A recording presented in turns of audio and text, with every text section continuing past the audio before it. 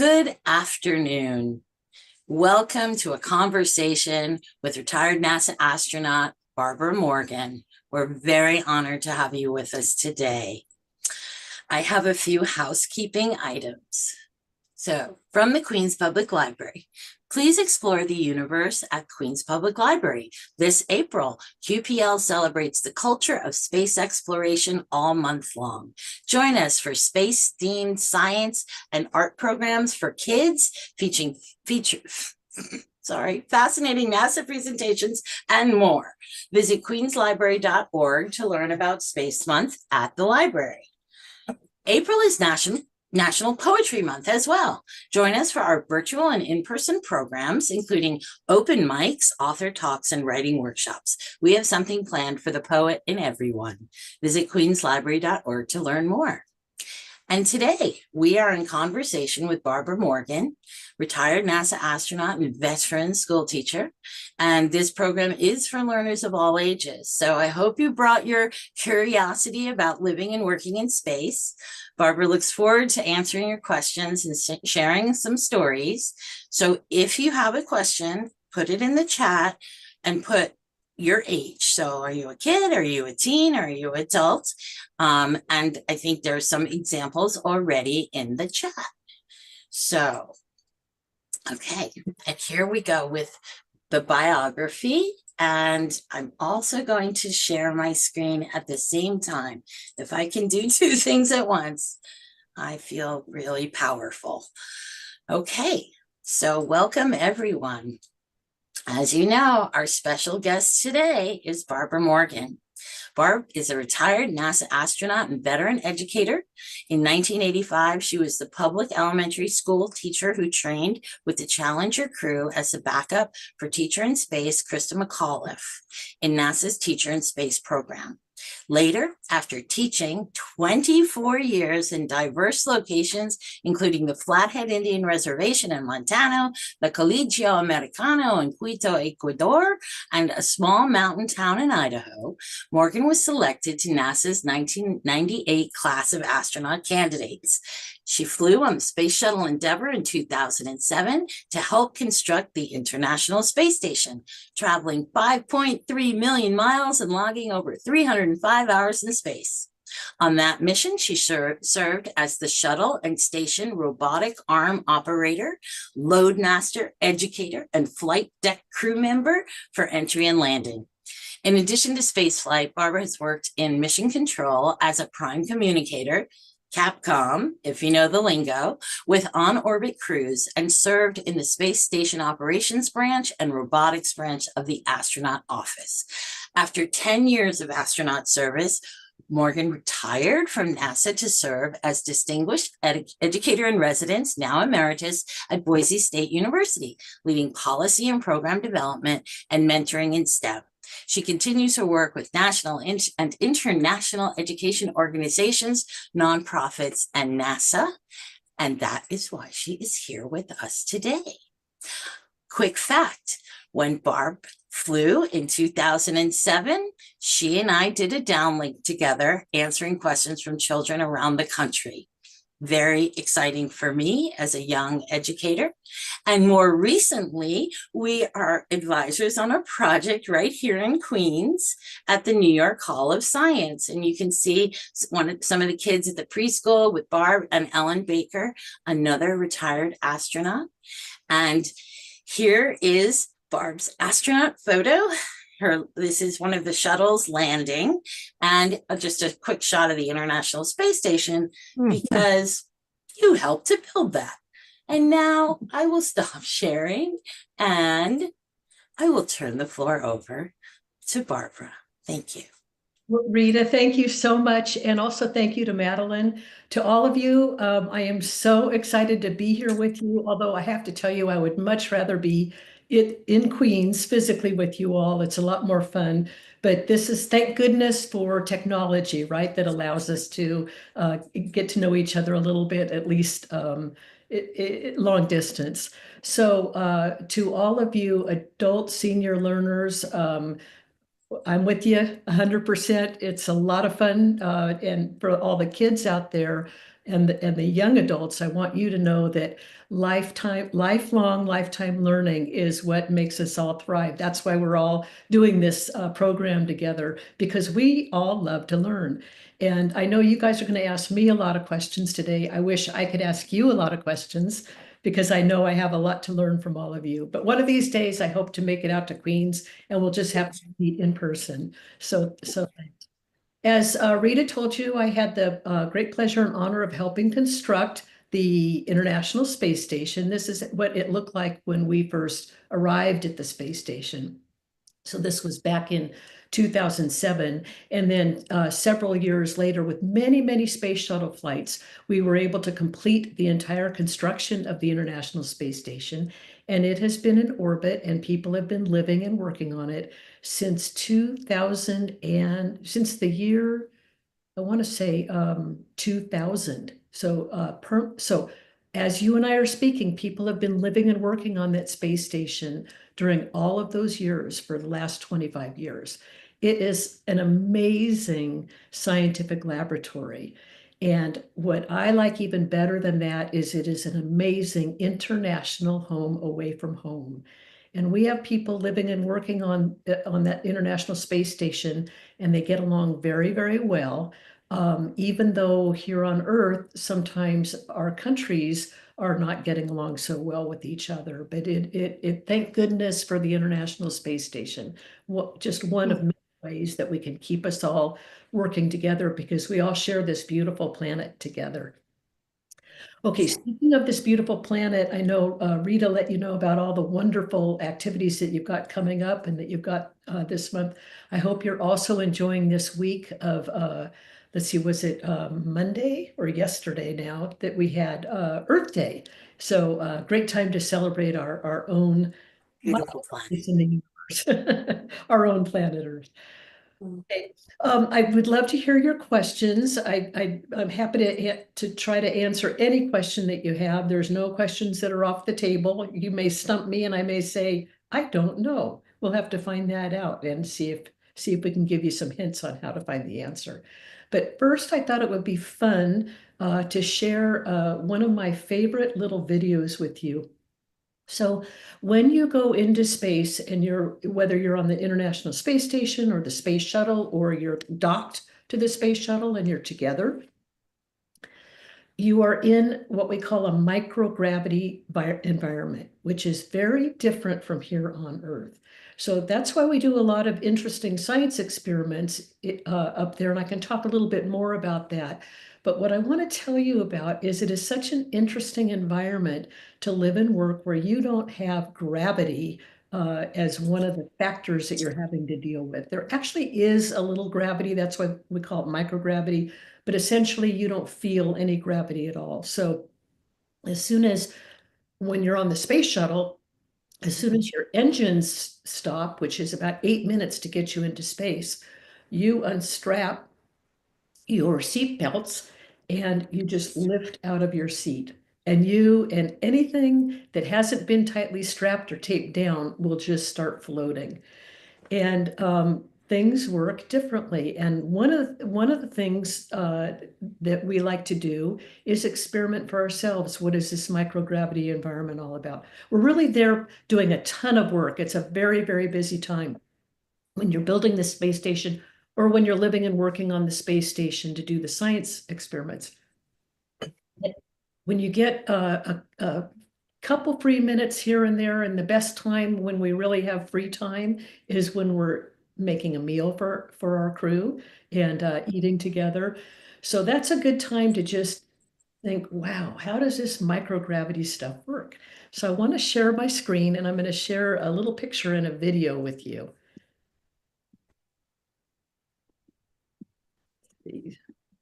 Sorry, it'll take me just a moment. Oops, yeah. How's that working yet? Do you have it? Haven't seen it yet. So click the green button. I did. Now it's funny thing. We just practiced it and it worked. And now it's saying the share screen has failed to start. Try again later. Very interesting. Let me see if there's something I can do. Because this is, if it takes too long, we'll try again later. But let's see if we can make this work. you can, oh, we see it. All righty. Let's get, It's not full screen yet, but there, perfect. okay, can everybody see that okay? Mhm. Okay, so But this do they know what it is? hey, yeah. So great question, Rita. So this happened to be during one of our meal times, and that's one of my crewmates, that's Charlie Hobaugh. And we just started getting everyday objects that we happen to have with us at mealtime. So one of our favorite desserts is M&Ms. Do you see the M&Ms in that photograph? Yeah, And I do. you do? Okay, and you might also see, what does Charlie have between his hands? Whoops. Did you Oop. see that? Let me go I back. did. You Is see that that? floss? That is dental floss. And what is this? Can you tell what that is? Gotta be water. That is water. And now, if you were to pour a little bit of water out of your drinking glass here on Earth, of course, it's going to go smashing on the floor, right? This is the natural shape that liquids take when they don't have gravity working on them.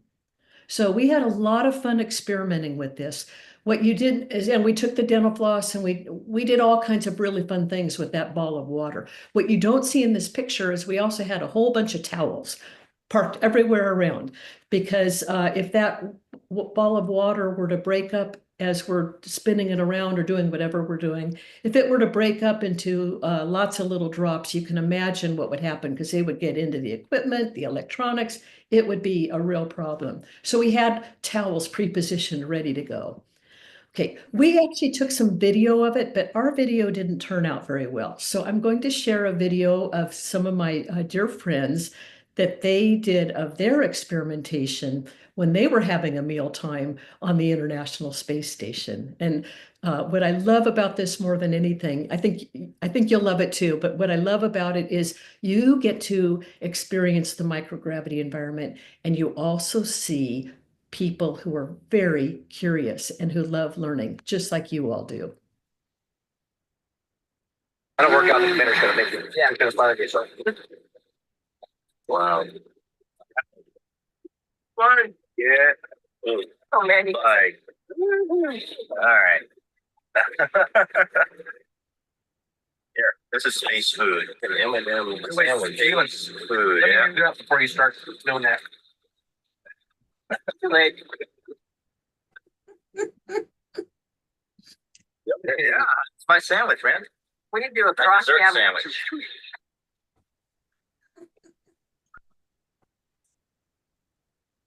That's great. That's a good one, though. It's got a nice bite. There you go, Dan. They have to separate the straw. It's like, oh, there's M&M's up there. Yeah, it has to be big. It has to be small enough to be able to eat in one. There you go. Yeah. Oh, a surface one. Look at that. Surface. Have we seen a surface one? Very good. That don't get captured. Two Well, here, surface. hang on a second. Let's get this one. Whoa, sorry, dude. Oh. That's gonna be a meal, man. Knock one out. It's like croquet. No, or I was Billiards. Are you ready for separation? Wait. Separate. Hold on, Go one ahead. more. Oh man, What's the ice game? Nice. Oh, nice. That's gonna be a meal, man. Yeah. That's 2 sips. Oh, there you go. Yeah, don't choke on it. Good blobology. Go for it, L-Dog. You Got got it. it. Whoa, Oh, almost on time. almost. I know. Camera off. That's great. That looks fun. You know, Barbara, And- that looks like I want to go. It looks like something of Space 220 at Epcot. That's so great. We're going to start with our questions now, because we have 71 groups or people, and we have some great questions coming in. And someone recognized it. Go Victoria. That was Leland. That's right. Our Victoria is our elementary school coordinator, and she's a real space fan. So she's having the time of her life today, Barbara. Okay, so we're going to start with an adult question. I've watched a number of launches, and I'm always fascinated by how calm and collected the crew are. Besides the training, every astronaut completes. What did you personally do to stay focused and calm during launch? That is a wonderful question. So, as you mentioned, every crew is very well trained, and that's what it's all about. We have spent hours and hours and hours over many years practicing our launches and our landings and all the on-orbit stuff that we do at the NASA, mostly at the NASA Johnson Space Center and somewhat at the Marshall Space Flight Center and at the Kennedy Space Center. But we spend time in these simulators that try to simulate as best we can on Earth what it's like to launch in the shuttle. And while we are practicing these launches, there's a team of people. And we're also doing this with our launch control team in their launch control center and with our mission control team at the mission control in Houston and also the other mission controls around the world. And while we are practicing and doing a launch, and these simulations take about 4 hours each. And when we start the simulation and we're starting to launch, there are some, we call them devilish people. They're really wonderful, wonderful engineers who are actually helping us, but it doesn't seem like it because they're giving us all kinds of malfunctions. For example, they may break our entire electrical system, or they may have us lose an engine on launch, or we may get a puncture in our space shuttle and lose all the pressure inside, things like that. It's our job as crew members to figure out as quickly as we can and as carefully as we can by being a really good team how to solve the problem. Because these are big emergencies. So we have practiced over and over and over again. So the team at NASA spends a lot of time anticipating ahead of time what can go wrong. What are all the things that can go wrong, and how can we make sure that we can fix them? And that's what we train to do. So it's actually really easy to stay calm on the launch pad, even though you're sitting on 7.5 million pounds of thrust and a pretty dangerous situation. But we are well trained. The other thing is we know that the people around us and the people who designed the program and the people who trained us and all those devil people I told you about who help us, they are all really well trained too, and they're all trying to do their best. And so you learn, you just trust the people around you to do the best, and you trust yourself and your crew to do the best you can. That's great. You know, the other thing, and I should shorten my answers because I know we have a lot of questions, but I do want to say too, we have been working so hard for so long before we launched that we're actually really kind of tired. And when we're on the launch pad, we're paying attention to what's going on as the launch control team is getting all the last minute configurations ready to go and the computers are doing their job. And then at a certain couple points during the launch sequence, we have to do a communications check where we will talk with launch control team and they'll talk with us. And then we'll do the same with Johnson Space Center's mission control to make sure we have good communication. We are also tired that sometimes some of us have to elbow our crewmate sitting next to us saying, hey, comm check's coming up, wake up. Because you've been laying on your back for about 2 hours waiting for launch. And when you're tired, sometimes it's kind of hard to keep your eyes open. Wow. So we have a lot of questions. So we're gonna go through the chat. So please keep yourself on mute. We're gonna go through the questions in the chat. We have an 8-year-old who asked, what did you build on the space station? And thank you. That's a great question too. These are wonderful questions. We're off to a great start. So here, sorry, I'm kind of turning around. Here's the International Space Station. On our mission, we took up, so see this is the truss. That's the big backbone of the space station.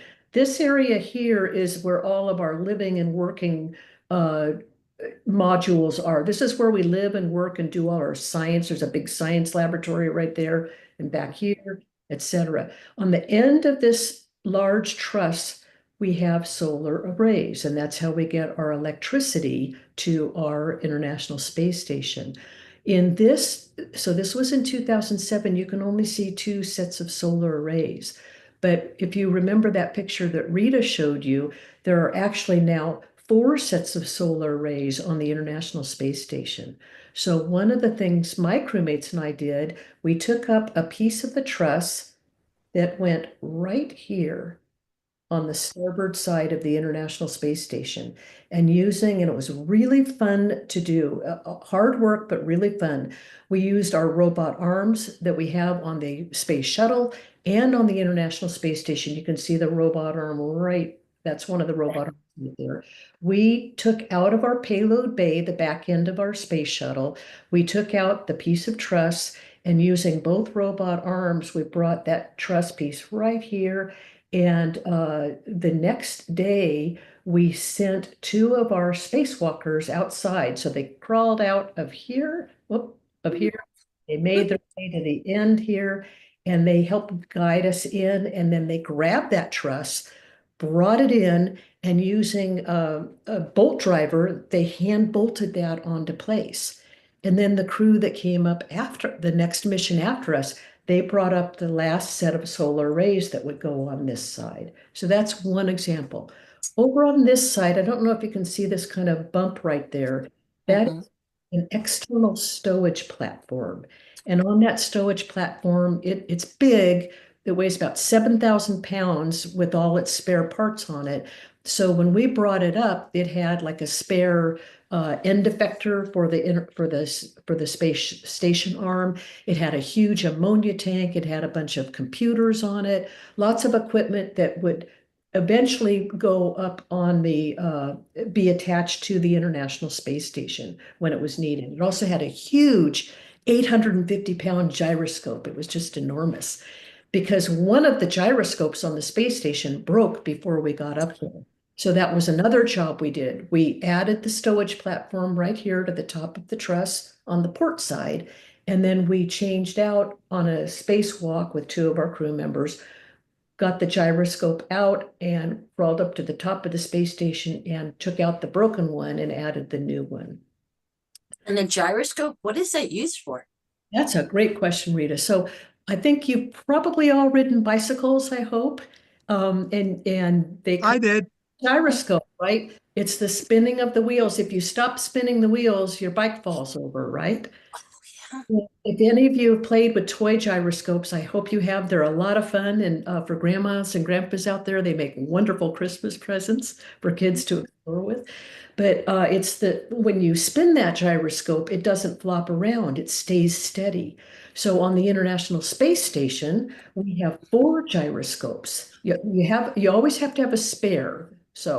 But it's the spinning of those gyroscopes that keep the space station in what we call its correct attitude. So it doesn't flop around. It will always stay as it's orbiting the Earth. It will stay in the position it needs to be in rather than flipping upside down and things like that.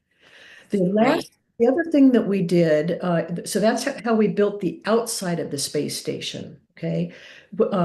Using computers, using our robot arms, and using spacewalkers.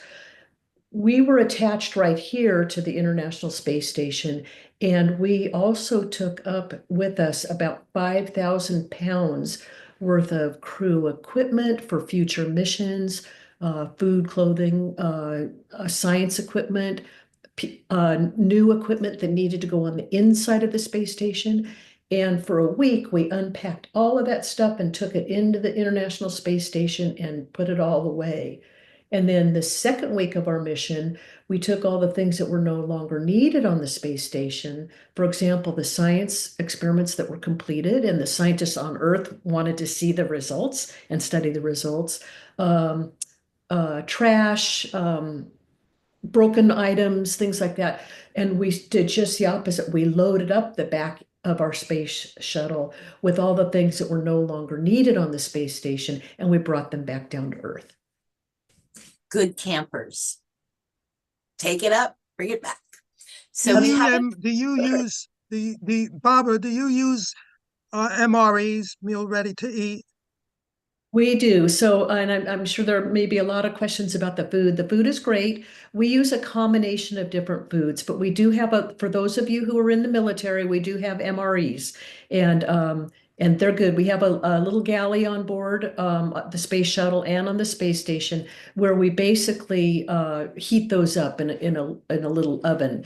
We also take up a lot of dehydrated food, and on the during the space shuttle days, the fuel cells that provide the electricity for the space shuttle, there's the space shuttle's tail right there. The byproduct of the fuel cells is water. So we didn't have to carry up a whole bunch of heavy food with us. We carried up dehydrated food because water's heavy, because we were making water on board the space shuttle because of the fuel cells. And so that's the water that we use to rehydrate the food. We've also there's no water making on the International Space Station, so we have to take that water up.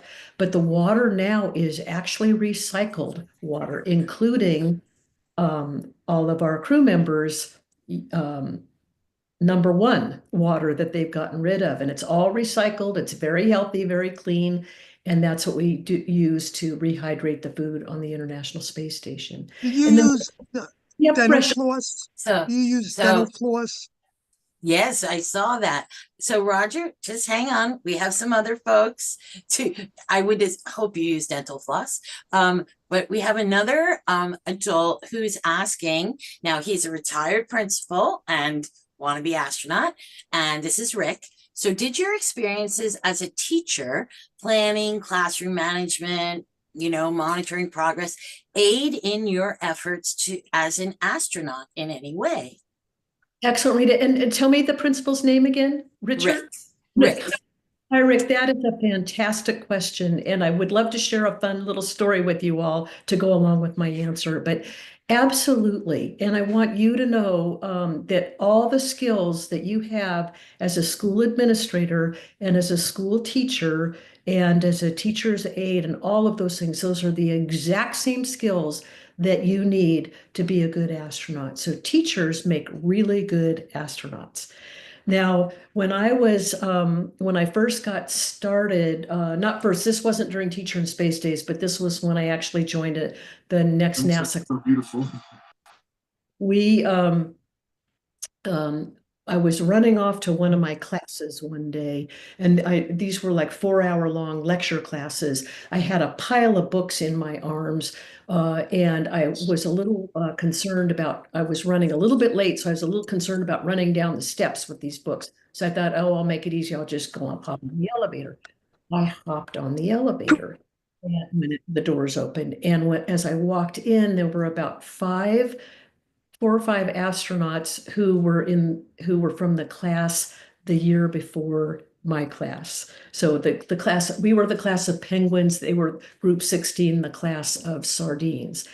And when I got on the elevator, they had big smiles on their faces and they said, hi, Barbara. They said, hi. And they said, how's it going? How do you like it? And I said, it's going great.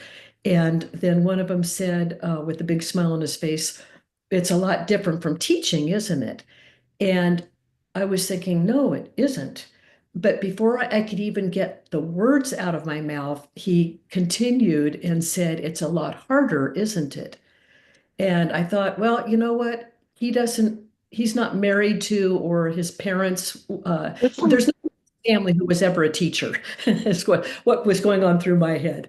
And so I said, it's not harder than teaching.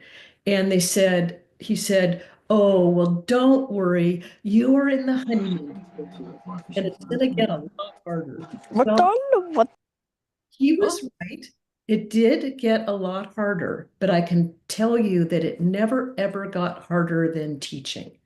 And if you think about it, you are working, or, as a principal, you are working with a group of young people maybe 20, maybe 30, maybe more, who all come to you with different motivations, different backgrounds, different strengths, different weaknesses, different family situations, you name it. 180 pages. While I was at the airport and on the flight, I was reading. I don't You- know where the sound is coming from. Sorry, Barbara. It's okay. You are working as hard as you can to provide the very, very best learning environment for every single individual to meet his or her full expectations. And there's nothing harder than that. So everything that you have as a teacher, those are the skills that you do need as an astronaut. Just one more quick one. I know my answers are a little long, but I want to tell you that the chief astronaut right now, so the head of the astronaut corps, the chief astronaut, is one of our former school teachers, Joe Akaba, and he's doing a fantastic job, of course. That's wonderful. So here's a question from Amelia. Now she's 5 years old, but she wants to know, why do you have to go so quickly into space? Why are rocket ships going so fast? That is a great question, Amelia. And by the way, I love your name. It reminds me of a very famous flyer that I hope you know who that is. You are going that fast because that's what it takes to escape Earth's gravity. So you have to accelerate faster and faster. You know how fast like 100 miles an hour is? That's really fast, isn't it? You don't ever want to drive your car that fast. Well, that's really way too slow to escape Earth's gravity. You actually are accelerating faster and faster until you are going 17,500 miles an hour. Now, that's a really, really big number. So I'm going to try to describe it for you in a way that you can maybe get a feel for it. But if you go less than 17,500 miles per hour, gravity is going to pull you right back to Earth. Okay. At 17,500 miles an hour, you are going just fast enough to keep going around and around the Earth without escaping Earth's gravity and without being pulled back down to Earth. If you go faster than 17,500 miles an hour, you're going to escape Earth's gravity. And that's how we do things like fly to the moon or fly to Mars. Okay. And when it's time for us to come back to Earth after we've been orbiting the Earth, we just slow ourselves down a little bit, just enough for gravity to pull us back to Earth so we can land on the Earth. Okay. 17,500 miles an hour, that's 5 miles a second. So if your parents, Amelia, can help you find two places that you know that are about 5 miles away, like someplace 5 miles away from your home, and let them time you for 1 second, that's how fast you would be traveling in your space shuttle or your space station. That's incredible. So we have Ryan here with us. He's an adult and he was in a book club and they recently read the book Challenger. And so, kudos for you being able to continue in the space program, showing great, it showed great confidence in NASA and the contractors. So the question is, did you have any hesitation about going into space when they called you up and said, do you want to be an astronaut? Did you have any trepidations or doubts, or how did you overcome that?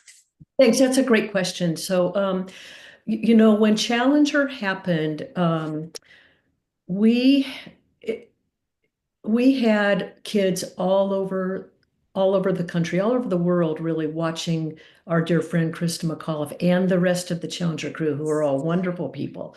We had kids watching adults in a really horrible, horrible situation. And I happen to know kids pretty darn well, being a school teacher for many years. And I know first and foremost that our kids learn best by doing it themselves. Second best, but not as good, by watching. And the least best by us adults doing what I'm doing with you guys now, just talking at you, right? So we had kids all over the country watching adults and watching a terrible situation. And I felt it was really, really important for our kids to see what's the right thing to do when something bad happens. And in this particular case, the right thing was to figure out what went wrong, even more importantly than that, figure out what we as people did wrong and fix it, because there is so much to learn throughout our universe, so much to learn. We'll that we need to keep that open for all you young people to be able to do your exploration. People are explorers, right? And we love to learn. So we want to make sure that we keep that open for you. So that's what I felt was really important. So back then when NASA asked, would I continue on? It was very easy to say absolutely. Sometimes the going on wasn't easy because we were so sad to lose our dear friends. It was a really tough time. Even to this day, it's hard for me to talk about without kind of choking up.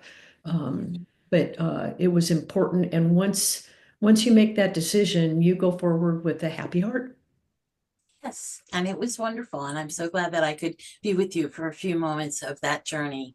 So we have Felix here. He's 10 years old, and he says, I'm 10 years old and I really want to be an astronaut. What should I learn to make that happen? Excellent. That's a great question. So I wish I could actually see you and talk to you, but I'm assuming that you like math and science. I hope, because you will need to.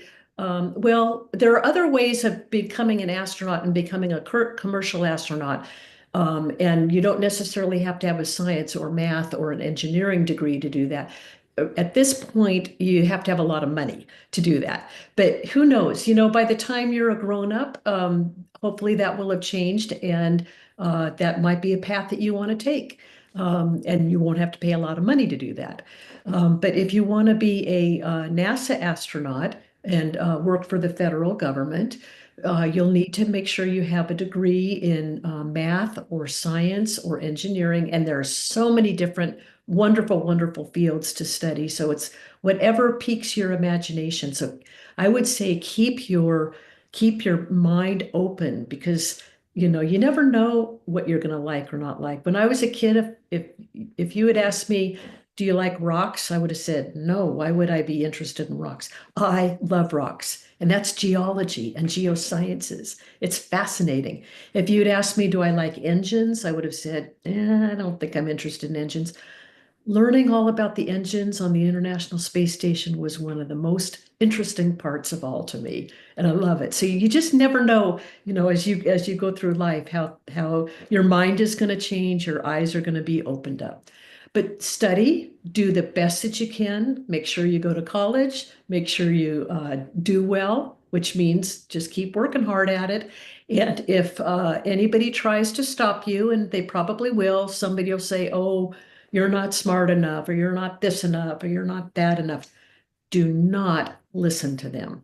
Yeah, just like Rita's doing. Close your ears, because the last thing you want to do is put a roadblock in your own way.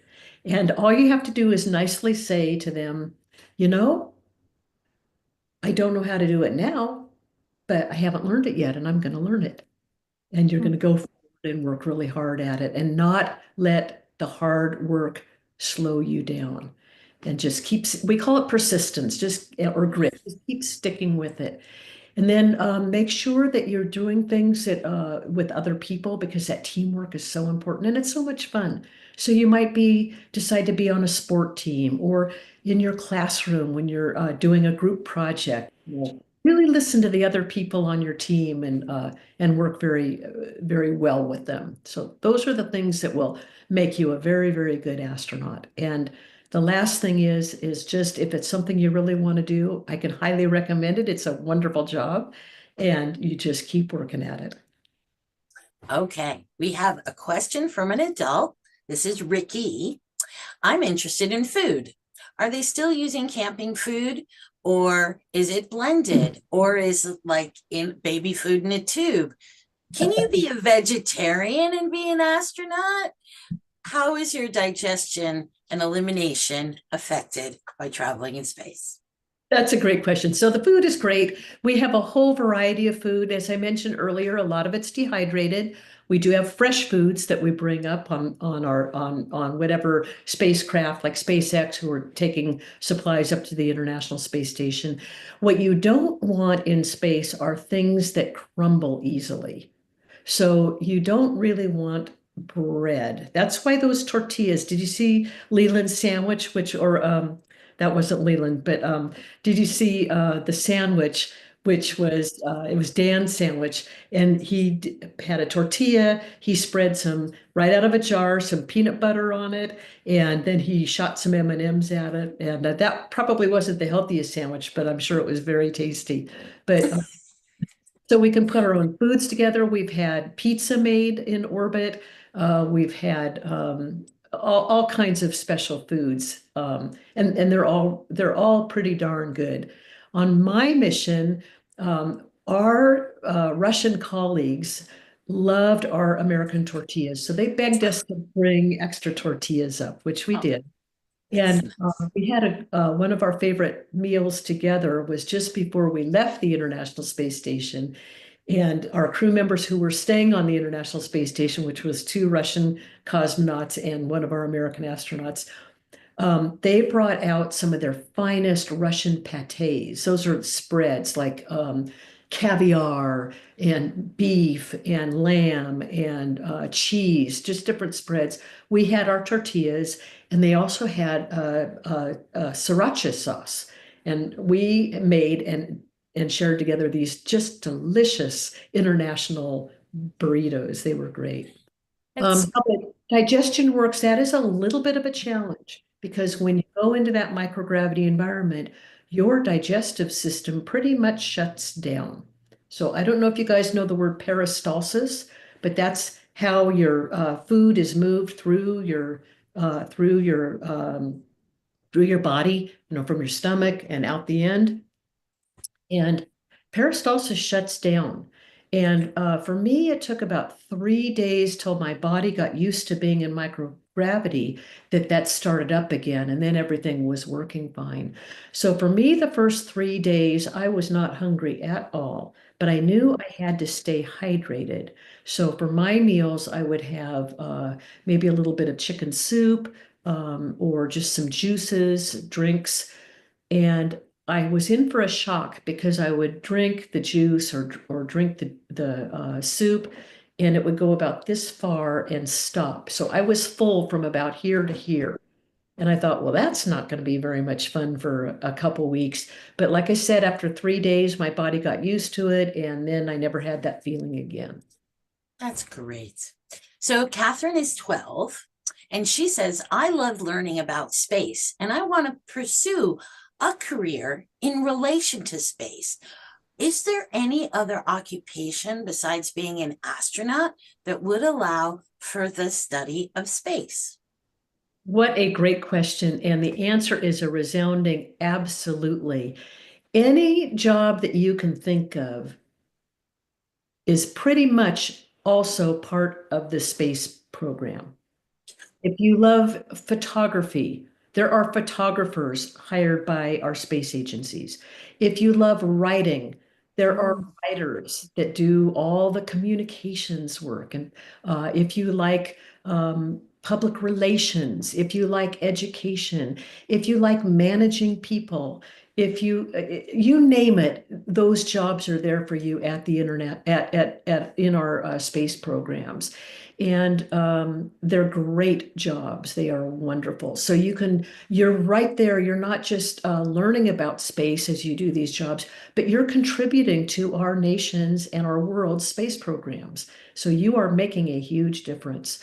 And the best, if you don't mind, I hate to give advice, but I am going to give advice on this one. So no matter what job it is you might want to do, we have attorneys who work for lawyers who work for NASA. So any kind of job. If it's something that you're interested in doing, but by the time you start college, make sure you figure out, which is easy to do because you can do it online now, you just Google NASA, but make sure you go for internships while you are in college. So what an internship is, it's a paid job to work and learn. And you can do it during one of your semesters of college, or you can do it during your summer semester, and you will go and you will work right alongside all the people at NASA. So you're going to learn a lot, but you're also going to be contributing. And that way, people who work at NASA will see the kind of capabilities that you have and your interest and your stick-to-itiveness and your initiative and all those things. And then when it comes time when you graduate from college or you graduate from graduate school, when it's time to apply for those jobs, NASA will already know you. So you kind of have a leg up on that. So that's my advice. That's great. Okay, we have so many questions. Okay, thank you, Catherine, for that. So I do have a group of 2 4-year-olds and a 6-year-old. So here are their questions. Did you see a meteor when you were in space? Do you know what the sun is made out of? And did you see Pluto? Great questions. So I'll start from the end and move forward. Did not see Pluto, too far away, even from 250 to 300 miles up above the Earth. Pluto's too far away to see with the naked eye. And what's the sun made up? I'll tell you, that is a great question, and I can tell you the answer. But because that is one that you can learn, you can do your own research and easily find the answers. And your mom or dad or whoever takes care of you or your teacher, they can help you find those answers. So I'm going to leave that to you, throw it back to you to do a little research, start. It's never too early to start researching. So you can find that answer for yourself. And I think you'll love the answer. And then I'll go to the meteors because that is fascinating. I think you might know that a meteor, we call them shooting stars, but they aren't stars because they're not suns. They're actually rocks. And they're rocks that are flying around in space. And when they hit our Earth's atmosphere, right there, they are going so fast. And then when they hit that atmosphere, there's all kinds of rubbing of the atmosphere. And if you rub your hands really fast, you can feel, maybe you can do this right now, you can feel them getting hotter and hotter. Well, that happens to those rocks. When they hit the atmosphere, they're getting hotter and hotter and hotter until they glow. They're on fire. That's what meteors are. So what was really fun for us when we're in space, when we're here on Earth, we look up and see those meteors, don't we? Right? And they look like they're just zooming across the sky or above the sky, and they look like they're going super, super fast.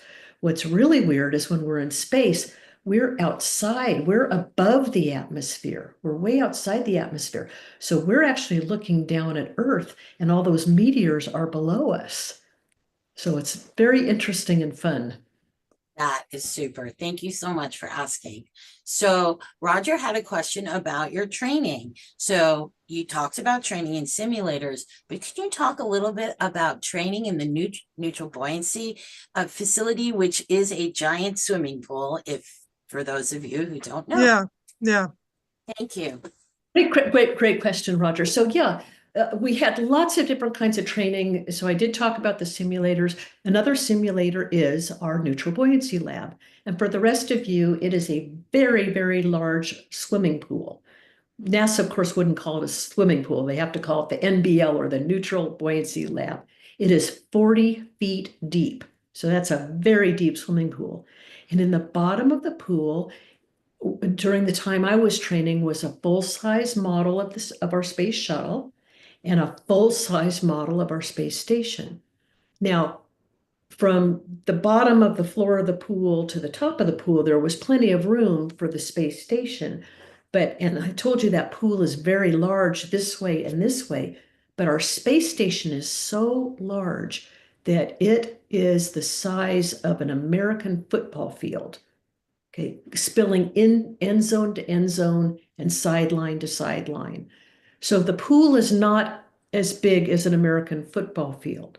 Well, how could we fit a big full-size model of a space station in a pool that's smaller? We folded it up. So it's like the shape of like a tuning fork. Okay, so that's how we got it to fit in the pool. And then we spent hours and hours and hours. We would suit up in our spacewalking suits. We would be lowered into the pool and we would practice whatever it is we were going to be doing in space or if we had problems or things that we needed to figure out, now how are we going to do this? We would solve those problems and challenges in the neutral buoyancy lab by practicing. So That's even great. one of my jobs, I think I mentioned, was I operated the robot arm, we call it flying the arm. So one of my jobs would be to fly our spacewalkers. We would strap their feet into the end of the arm, and then we would fly them to different places on the International Space Station that they needed to be.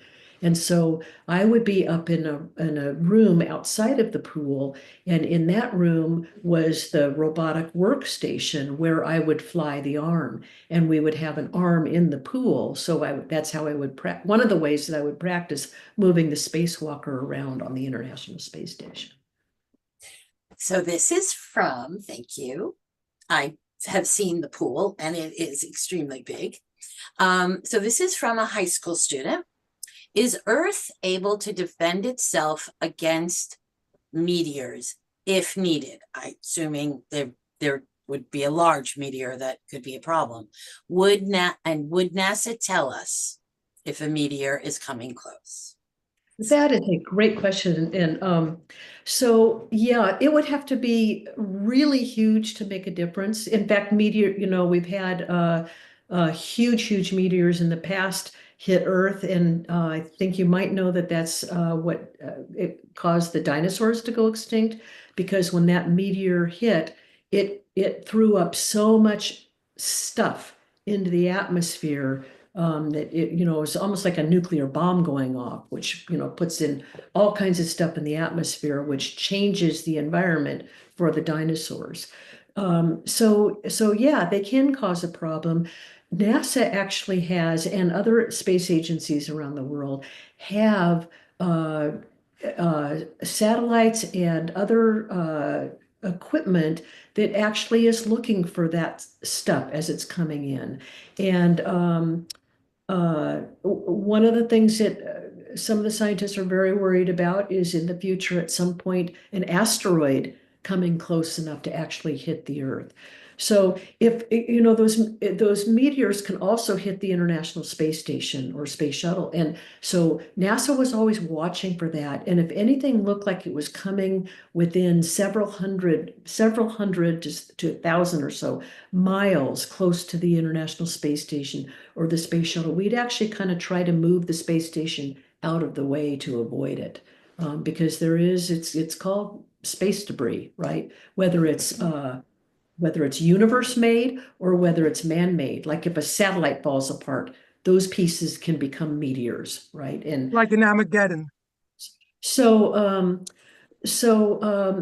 NASA has actually been doing some work, and we had a mission. It was within the last several years. I'm sorry, I don't remember the date, but you can look this up, where we're trying to actually see if we can divert asteroid that might be coming on its way to hit the Earth, where you can actually send up a spacecraft that can bump it and cause it to change its orbit somewhat so that it would miss Earth. So those are all things that the scientists are working on. It's very cool stuff. The DART mission. Thank you, Ben. I couldn't think of it either. We have a question. This is, in your personal opinion, what characteristics make a great astronaut? Great question. We've talked about some of this, but a love of learning, a love of service, because you are serving your country and your fellow human beings, a love of our planet, a love of our solar system, being calm under tough situations. And that's something you kind of have to learn. I can tell you, and I'm not the only one, I used to be very afraid of heights. And even our pilot astronauts, there are pilot astronauts who are afraid of heights, but they got over that fear enough to learn how to be jet pilots, right? And to learn how to be space shuttle pilots, etc. So, and some of that you just have to learn how to kind of talk yourself into not being so afraid. And it's kind of like I said earlier, I don't know how to do it yet, but I'm willing to learn, right? And having that kind of attitude. And then the other thing that's really important about earlier is teamwork. Uh, you're not in it for yourself, and whatever you do is it's not for glory. It's not. I know people like to make celebrities of astronauts. It's not what it's all about. I personally can't stand that stuff. It's just not what it's about. It's about doing the best you can do and be the best teammate you can do, and what is the best good for the most of Earth and people and our human race. So I think having those attitudes and being willing to stick to it when the going gets tough, because it will get tough, and you know, but having that, I think I can, I think I can, I think I can, and sticking with it.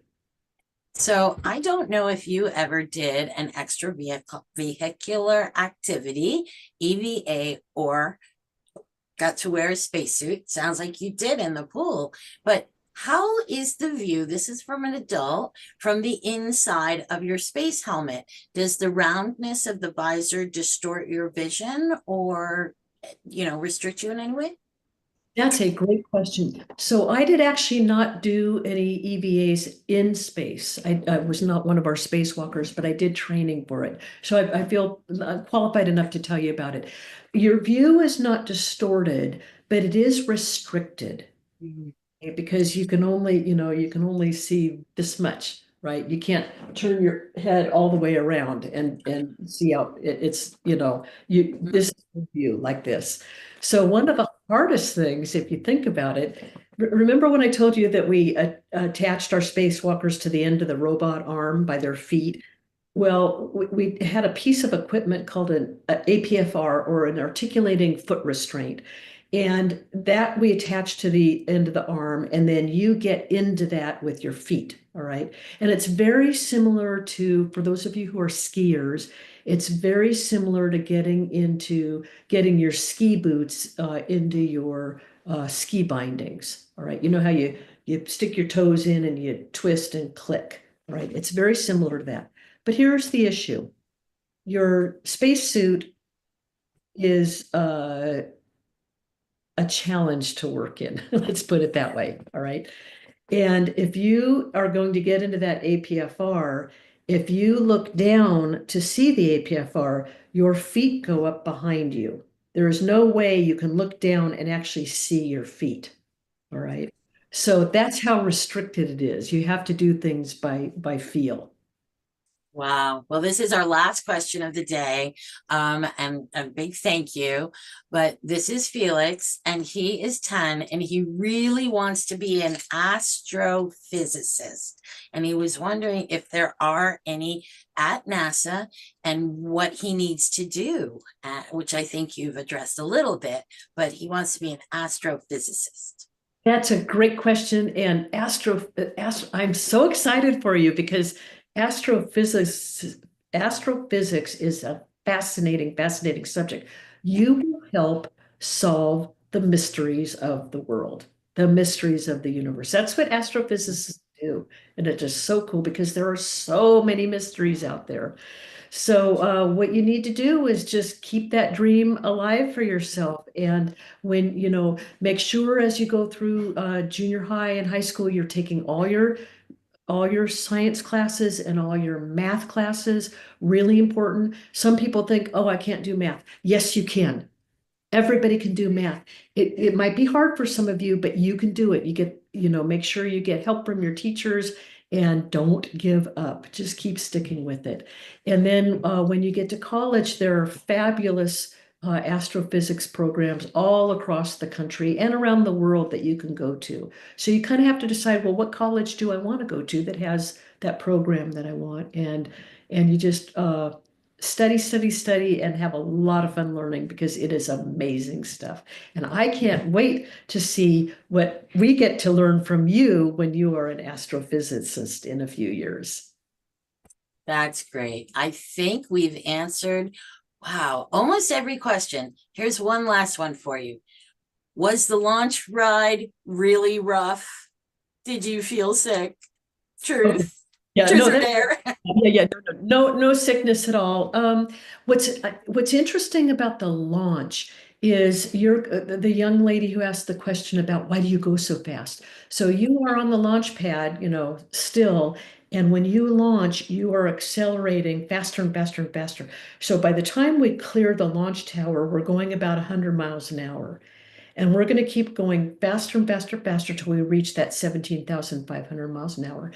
In the space shuttle, we had to actually pull the engines back when we got to slow us down before we got to the thickest part of the atmosphere, because what you don't want to do is in the space shuttle is exceed 3 Gs or 3 times Earth's gravity. If you do, it'll rip apart the wings will fall off, and that's not a good day.